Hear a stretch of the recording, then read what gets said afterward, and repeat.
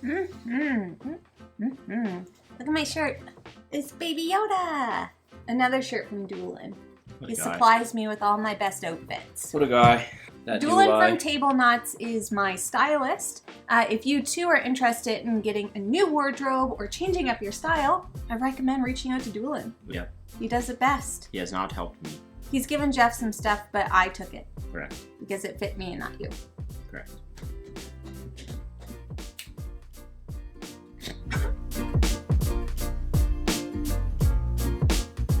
Hello everyone and welcome back to Foster the Meeple, a channel all about board games. And board gaming things. Exactly. We're here today to do a video that we actually did a little over a year ago, and I thought it was time for us to do it again.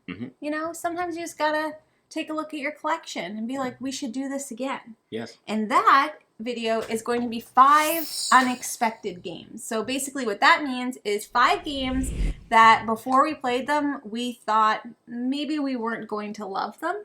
We thought, this might be okay, but we ended up really, really enjoying them, loving them, etc., etc., etc. Right? Do you remember what we did in the first one? What do you mean? What games we picked?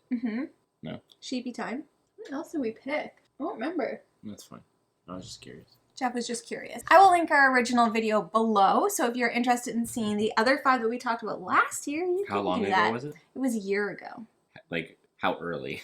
It was like literally a year ago. Okay. Like almost to the So day. not when we were doing real sketch, like video quality stuff. It's still not great.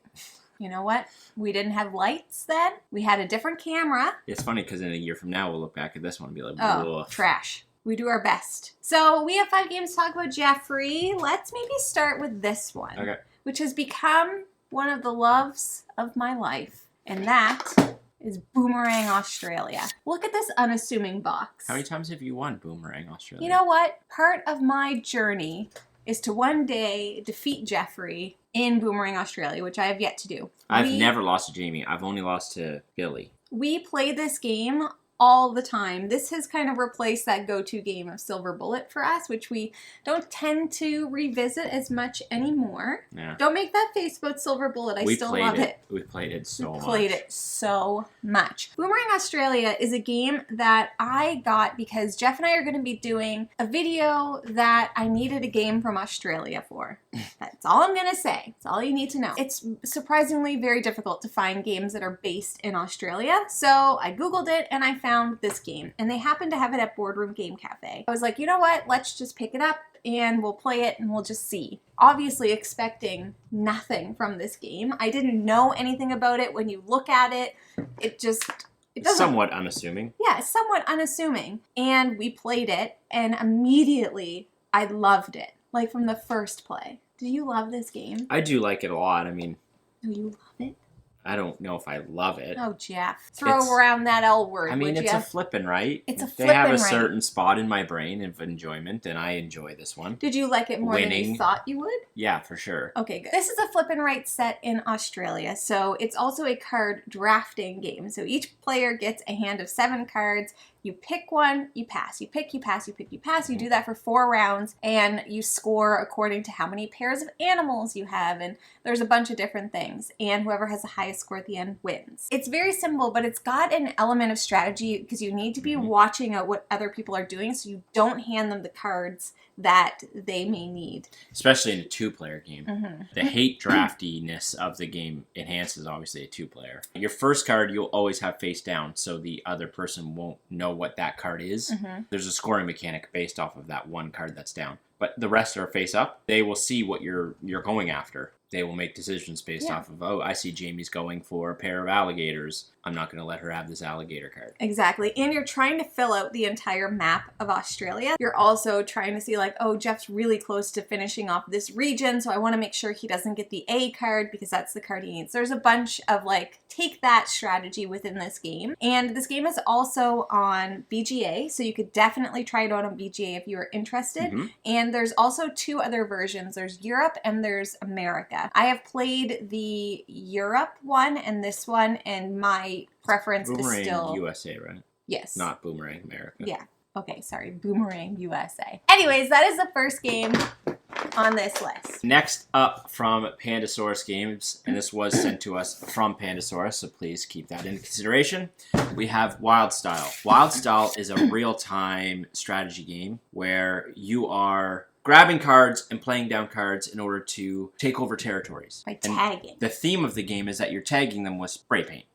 You want to tag police departments. I can't think of the other things. Rail stations. Railways and parks and industrial buildings. There's this huge sprawling map in front of you with all of these different terrain types. So again, like police stations and stuff. And everyone around the table is pulling cards and playing down cards. You have to have a set of 3 in order to tag a region on the map with one of your little tokens.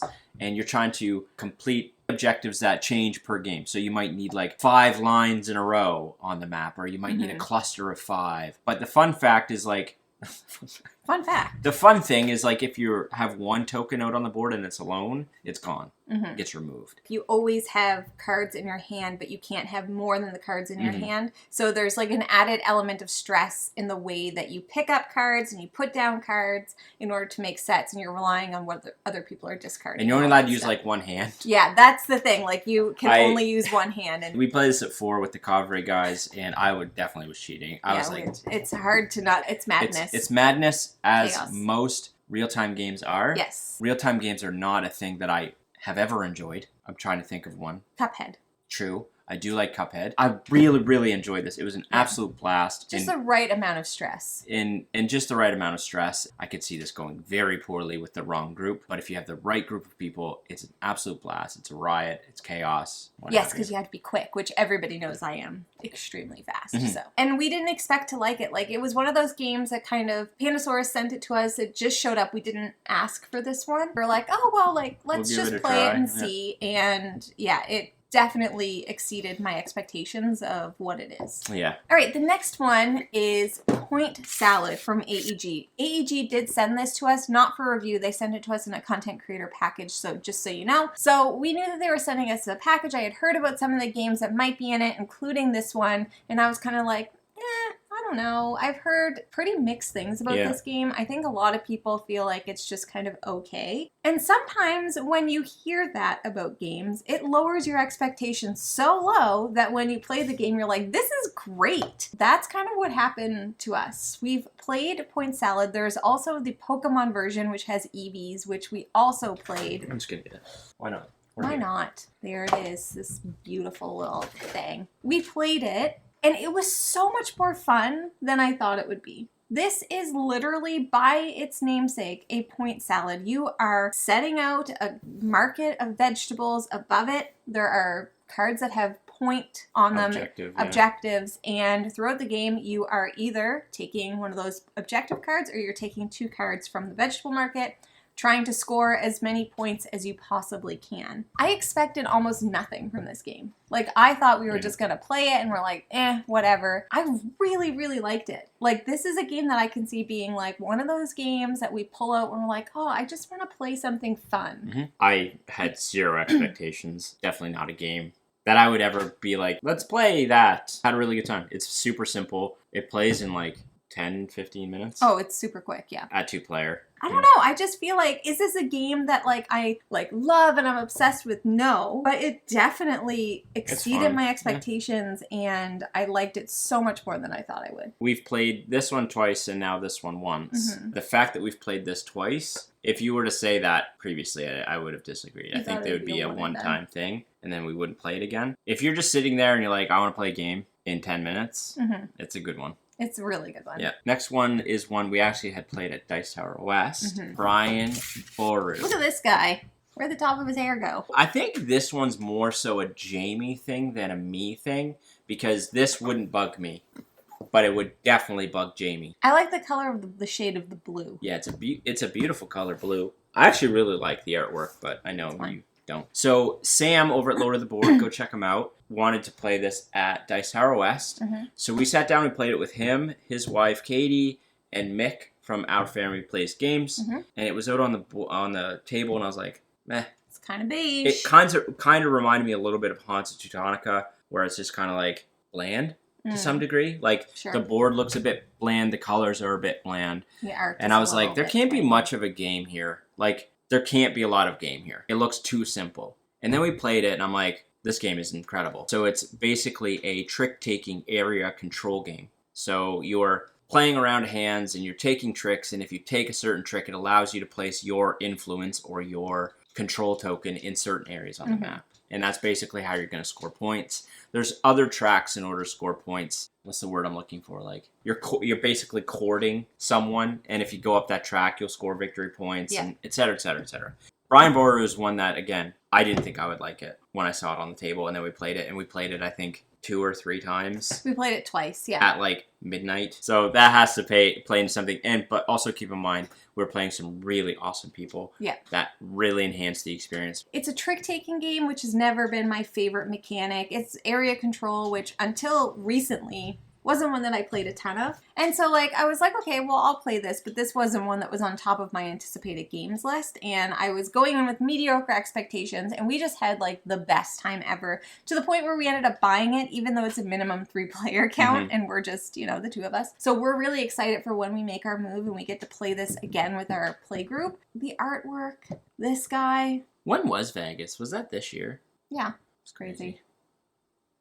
And then the last game that we have on this list is going to be Can't Stop, which I'm sure you've heard us talk about quite a lot lately. Now, this game, I was just chatting with Michelle from Second Star to Left. Go check them out. And we were going to play some games on BGA, and she was like, hey, do you want to play Can't Stop? And I'd never played it before, and I was like, this game looks dumb.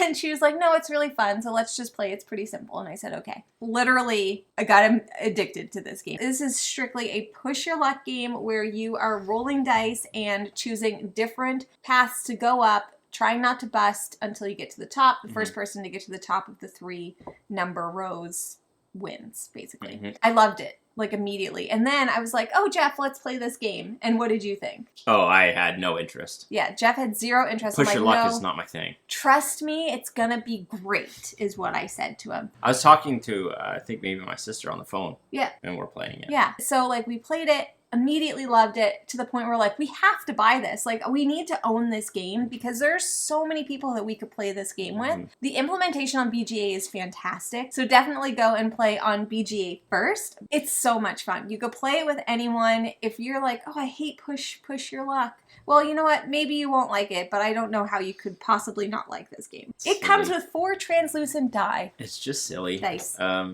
remember, the first time I played, I was on the phone.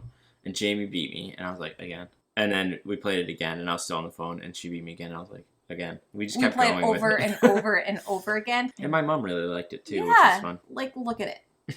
Are you going to look at this on the shelf and be like, ooh, that one? Probably not. But I'm just telling you, don't sleep on this game. Don't walk by it. It definitely invokes the old-timey, like, Milton Bradley-esque board games to me. Like, the artwork and stuff on the front. But it is so much freaking fun. So those are 5 more games that we didn't expect to like and ended up really enjoying. We'd love to know down below what some of those games are for you. Like, what are some games that maybe your friend brought them to a game night and you're like, ugh, here's Billy again, bringing this stupid game.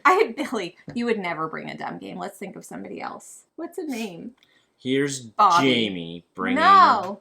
Here's Bobby bringing another dumb game to the table. I swear to God, I was so anticipating you and saying, here's Bob bringing a Agricola to the table. Oh, Bob. Stop bringing Agricola. Nobody wants to play Agricola. Here's Bobby bringing another game to the table. Oh, I roll. And then you play it and you love it. Like, those are the best moments, I think, when you don't expect to love something and then you do. I think that happens more to you than me, though. It really does. Because you judge stuff by the cover so often. Like, I hardcore judge everything by the cover. If it's not cute, send it back.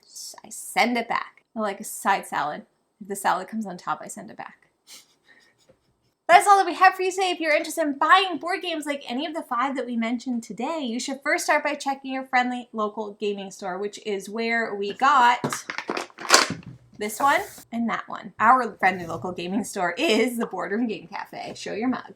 Ding! That is all that we have for you today. Thank you so much for watching. If you like what you see, please subscribe. We hope to see you again soon. And now we say goodbye. Goodbye. Later days. Because otherwise, what are we doing here? Winning helps. Yes. Anyways, this is my favorite one. Was the point of what I was trying to say. Okay. Next up, was one you can't see it. And the last game I thought that was the last one. Oh, no. That is all that we have for you today. If you're interested in buying board games, way too early. Yep.